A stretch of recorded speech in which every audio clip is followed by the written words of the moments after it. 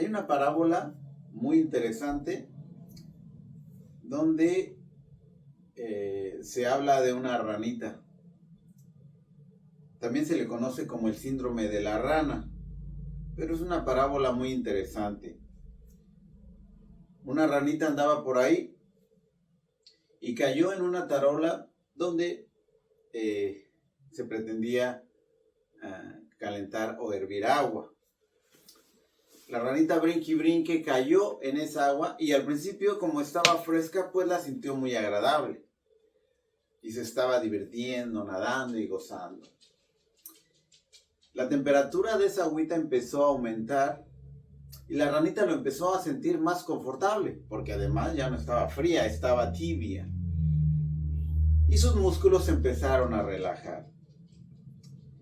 A medida que el agua iba aumentando, pues ella iba disfrutando más, porque entonces empezaba a disfrutar como un jacuzzi. Empezaba a sentir su cuerpo muy relajado. Llegó un momento en que el agua alcanzó una temperatura donde la ranita ya no lo consiguió sentir agradable. En ese momento, ella, cuando sintió ya demasiado caliente el agua, quiso salir. Pero sus músculos estaban tan relajados y tan, pues ahora sí, débiles, por así decirlo, que ya no pudo salir de esa agua hirviendo. La pregunta en esta parábola y el mensaje que nos da es: ¿qué fue lo que mató la rana? Pues la ranita murió porque no supo salir en el momento adecuado de la tarola donde se estaba hirviendo el agua. De esta misma manera,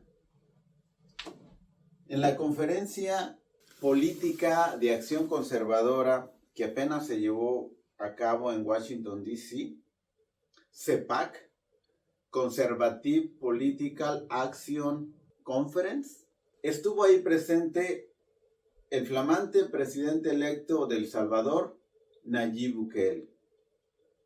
Y con esta plática o este cuento que yo les narré de la ranita, Nayib Bukele hace una analogía de la situación política, social y cultural que está viviendo Occidente. Porque si Estados Unidos cae, el mundo de la cultura Occidente como lo conocemos también caería.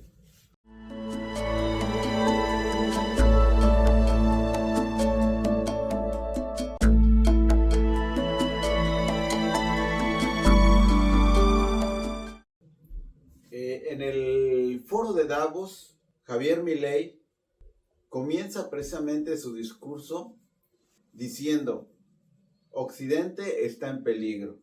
Y es precisamente en el discurso de Nayib Bukele, en el evento político de acción conservadora, donde él, a través de su discurso, enfatiza en estos factores. Los factores que de alguna manera hicieron pasar al pequeño país de El Salvador a través de un sufrimiento de más de 50 años.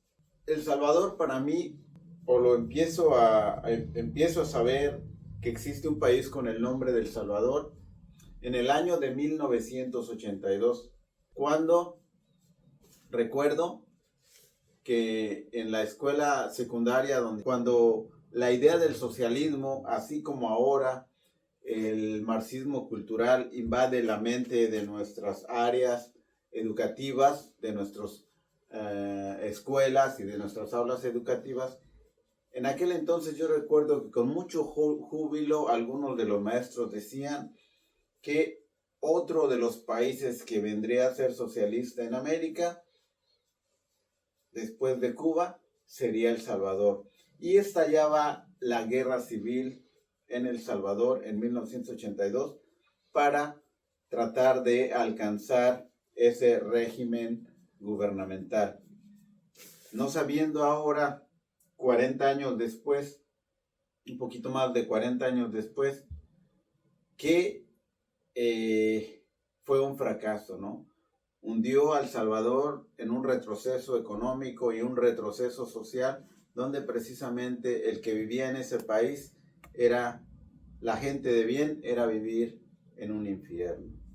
Salieron de guerras, entraron a una guerra bipartidista, hablando políticamente, donde precisamente la violencia se genera a través del pandillerismo organizado, donde la gente trabajadora, la gente común, la gente honesta, sufría todas estas consecuencias, y ellos eran precisamente los que mantenían a esta economía con todos los defectos. Es decir, había gente que trabajaba para que otros no trabajaran, y a través de la extorsión y el crimen organizado tuvieran ciertos privilegios.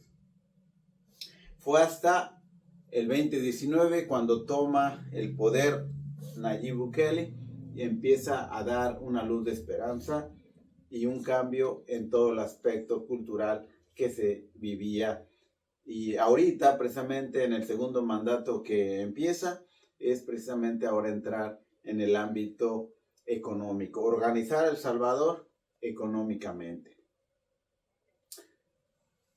Veamos qué dice acerca de esto. The problem is much like the metaphor of the boiling frog. Once the water boils, it's already too late. People fail to see these things. It's our nature. Just like the frog, people become complacent and they don't realize how bad things are getting until it's too late. While I know, of course, El Salvador is a lot smaller country, setting aside the differences, there's a similarity with what is happening here in the United States. We also had many apparently isolated problems in the 60s and the 70s, and we failed to realize as a country the severity of them until it became a civil war. By the time we reacted, it was already too late. We were already boiled like the frog. And it took us 50 years, 2 wars, 250,000 lives, and a third of our population displaced, and a near miracle to get our country back. And you! As your friend, I want to issue this warning so you don't make the same mistakes we did in the 60s and the 70s. It is not easy to pull yourself back once you're in boiling water. In fact, all the experts said it was impossible. And besides, you don't want to wait 50 years and maybe hope for a miracle to get out of hell. You can still jump before the water boils.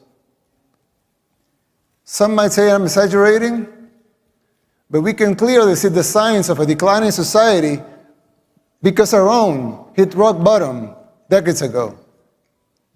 It's like when we see someone getting sick.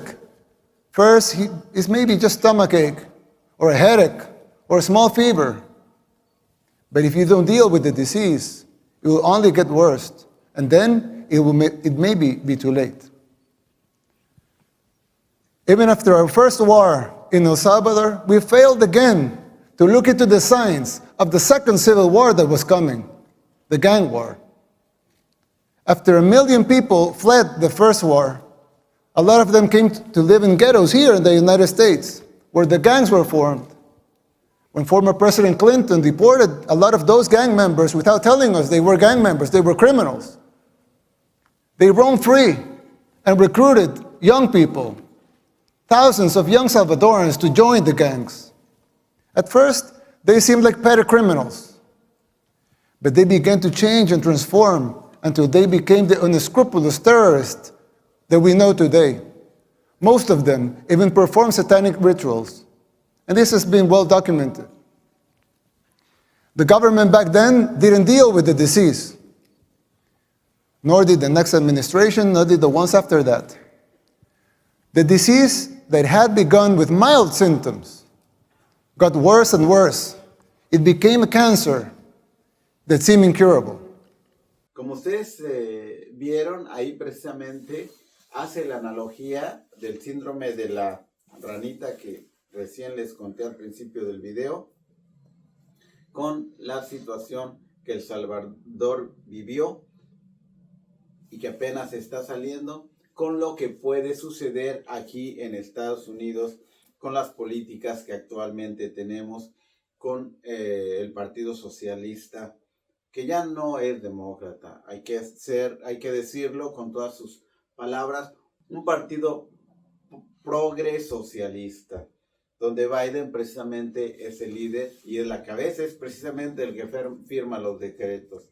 ¿Cómo vemos esto? A través de tratar de destruir el concepto hombre-mujer con la famosa ideología de género y empezar a bloquear libertades a través de censuras dentro de los medios de comunicación, ayudado precisamente por las grandes industrias de la información. Él menciona también en su discurso cuáles serían los factores que llevarían al caos dentro de este gran país que viene siendo la cabeza del imperio, Estados Unidos. Menciona la influencia de las ONG, de las organizaciones no gubernamentales sin fines de lucro, que a través de influencia política, a través de donar dinero o de ser socios en ciertas organizaciones, manipulan los puestos políticos y también los medios masivos de comunicación. The corrupt system work in tandem with the so-called international community, the NGOs, and of course the fake news, just like it happens here in the United States. Unelected bureaucrats are trying to instate public policy. Who elected them? They don't have a democratic mandate. If they want a seat in the table, they should run for office. Let the people vote. It will not be a pretty sight for them if the elections are free and fair. I mean, who elected Soros to dictate public policy and laws?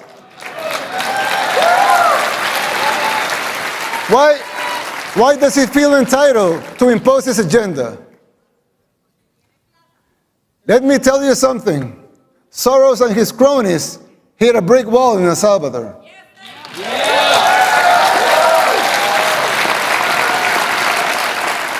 Thank God, and all the glory be to him, Salvadorans are now immune to his influence. No one believes his lies anymore over there. Otro de los aspectos que también él menciona es precisamente George Soros y la Open Society, una de las organizaciones que apoya a lo largo del mundo la interrupción del embarazo como una forma de hacer negocio. También menciona lo de la famosa maquinita de hacer dinero, que como estamos de moda con Javier Milei, precisamente en Argentina, ahorita mucha de la gente que tiene en contra está pidiendo a gritos que Argentina siga usando la maquinita. Y Nayib Bukele lo explica bien clarito, con un inglés que me asombra cómo lo habla, un inglés muy bueno, muy entendible a los que entendemos el idioma. Y la verdad me asombra porque la manera de dar el discurso en inglés frente a un mundo donde él es de habla hispana y supongo que inglés es su segunda lengua, pues lo hace de una manera excelente. Y también nos describe esto de la maquinita de hacer dinero, que Biden empezó precisamente a jugar con esa maquinita. There are other symptoms that are even more difficult to diagnose. For instance, the financial situation of the United States. When I talk to my conservative friends right here, they always tell me that the problem is high taxes, but they're wrong. Of course, high taxes are extremely high here in the United States. I give you that. You're right in that. But that's not the real problem. The real problem is not the high taxes themselves, but the fact that they are not even really funding the government. Not even those high taxes, higher than a lot of places in the world, not even those taxes are really funding the government. So who's financing the government? Government is financed by treasury bonds, paper. And who buys the treasury bonds? Mostly the Fed. And how does the Fed buy them? By printing money. But what backing does the Fed have for that money being printed? The treasury bonds themselves. So basically, you finance the government by printing money out of thin air. Someone could ask, well, so if the government can print the limited amounts of money out of thin air, why did they collect taxes?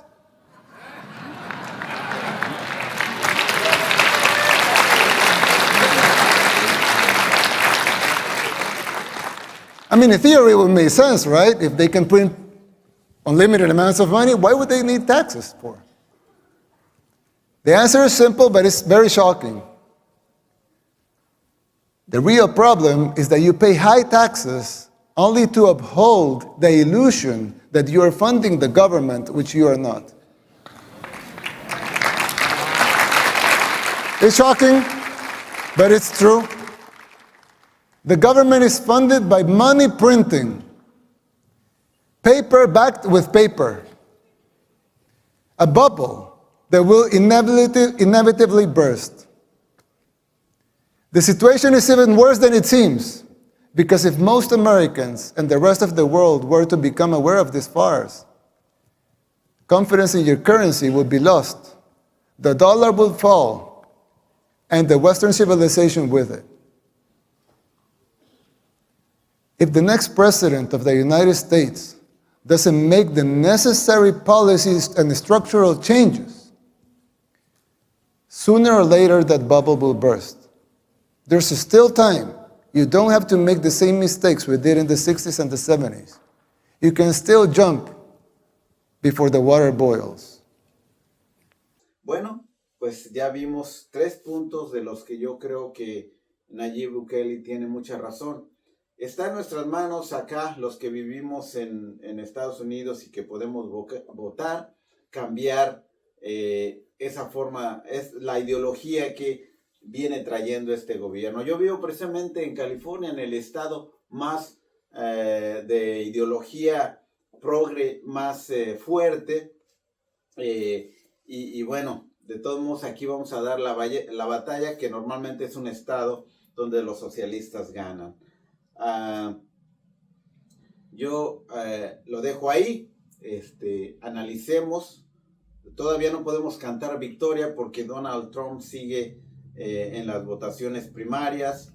Nikki Haley sigue, a pesar de que perdió en su estado natal, en South Carolina, apenas estos días, que es una noticia buena para los que seguimos a Donald Trump, porque ya no nos debemos basar en lo que diga un partido político. Su competente está con la agenda globalista, a pesar de que es del Partido Republicano. Entonces, la esperanza aquí en América, al menos ahorita no hay otro candidato, sigue siendo Donald Trump, para los que creemos en las ideas del cambio conservador, las ideas cristianas y las ideas que de alguna manera hicieron grande a esta nación, que empieza precisamente desde God Bless America, que fue el lema de los padres fundadores. Soy Julián Albatros, suscríbete, hagamos más grupo y empecemos a dar la batalla cultural. Hasta la próxima.